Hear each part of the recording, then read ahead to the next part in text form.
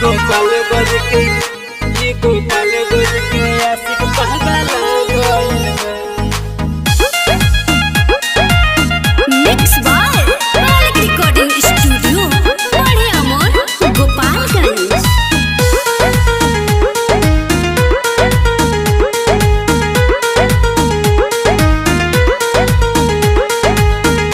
सुनतानी तोहर शादी नियरा गइल बा, प्यार कइलू तू के तना बुझा गइल बा। हे जा काहे ऐसे कइलू? सुनतानी तोहर शादी नियरा गइल बा, प्यार कइलू तू के तना बुझा गइल बा।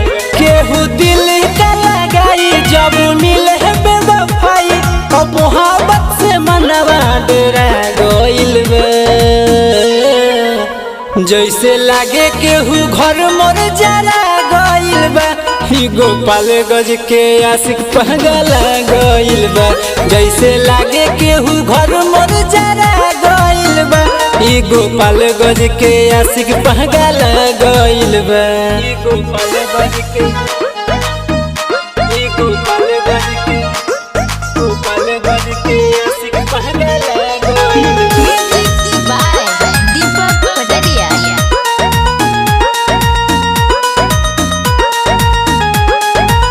कबहू न सोचले रही हम जान हो, हमारा से ऐसन तू करबू।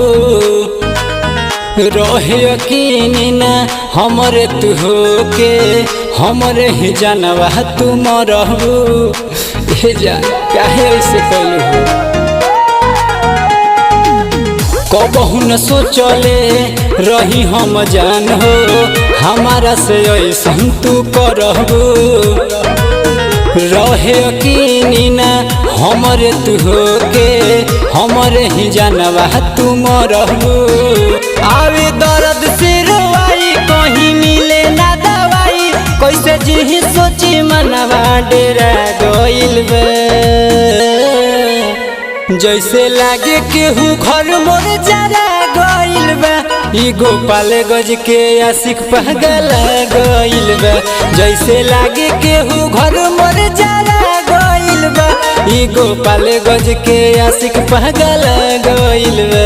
ई गोपाल गज के ई गोपाल गज के आशिक पागल गइल बा, पागल गइल बा।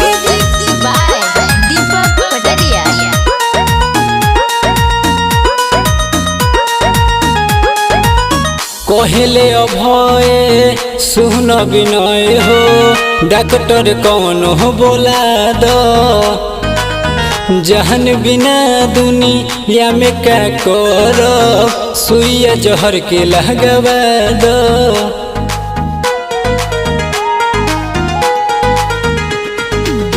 याद विजेंदर सुन सुहराब हो, डॉक्टर कौन हो बोला दो। जहन बिना दुनिया में क्या करब, सुइया जहर के लगवा दो। टूट गइल विश्वास नहीं बाटे कौनो आस, लागे मौत के दिन नियारा गइल बा। जैसे लागे केहू घर मोर जरा गइल बा, ई गोपाल गज के आशिक पागल गइल बा। जैसे लागे केहू घर मोर जरा गइल बा, ई गोपाल गज के आशिक पागल गइल बा।